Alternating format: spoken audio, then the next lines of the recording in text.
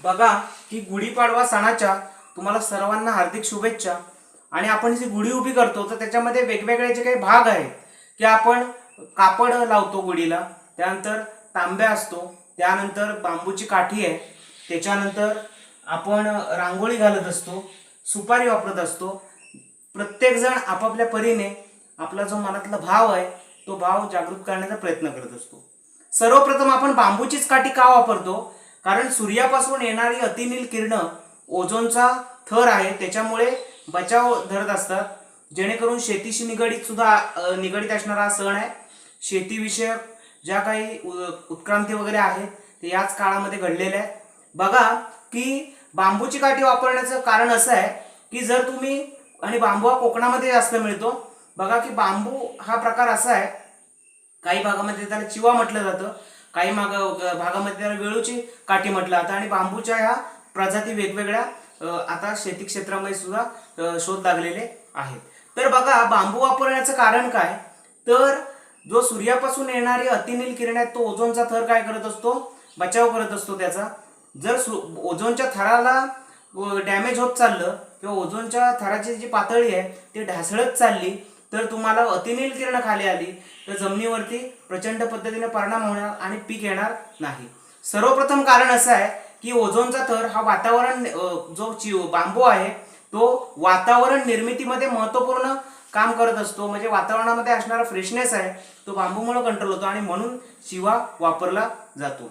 आता काय काय गोष्टी वापरल्या जातात ते मी तुम्हाला सांगणार आहे। सर्वप्रथम गुढीपाडवा सणाच्या हार्दिक शुभेच्छा।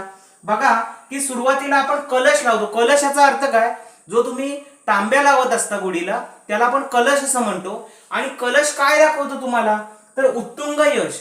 तुम्हाला जो तुमच्या भावी आयुष्यामध्ये यश आहे ते तुम्हाला चांगल्या पद्धतीने मिळू दे। कलश लावण्यामागचं कारण काय की तुम्हाला उत्तुंग यश मिळू दे। त्यानंतर पुष्पहार जो आहे, आपण फुलांचा हार लावतो तो तुम्हाला मांगल्याचं प्रतीक दाखवतो।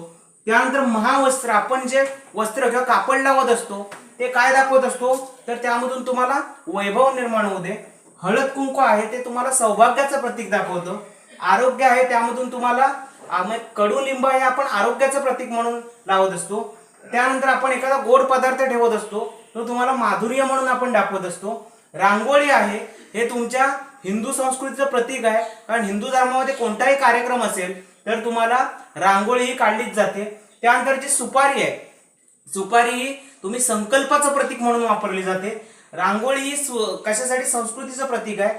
श्रीफळ आहे, श्रीफळ ही काय, सिद्धी, म्हणजे एखादा आपण कार्य किंवा एखादा आपण धार्मिक विधी पार पाडत असू तर सुपारी आणि नारळ याला महत्वाचं स्थान असलेलं तुम्हाला माहित पाहिजे किंवा असतंच। त्यानंतर पाठ किंवा आसन, आपण जो पाठ ठेवत असतो तो स्थैर्य, तुम्ही किती स्टेबल आहात, किती स्टॅबिलिटी आहे, म्हणजे जो गुढीचा भार आहे तो पूर्णतः आपण त्या कशावरती ठेवत असतो, पाटावरती। आपण जे पूजा वगैरे आहे, विधी कार्य आहे ते आपण पाटाचा वापर करून करत असतो। आणि सामर्थ्य, जो बांबू आहे तो तुमच्या सामर्थ्याचं प्रतीक आहे। बघा की मी थोडक्यामध्ये तुम्हाला काही जी माहिती आहे ती देण्याचा प्रयत्न केलाय।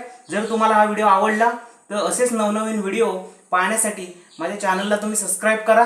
आणि जर तुम्हाला काही शंका असतील तर तुम्ही मला कमेंट बॉक्सद्वारे देऊ शकता। धन्यवाद।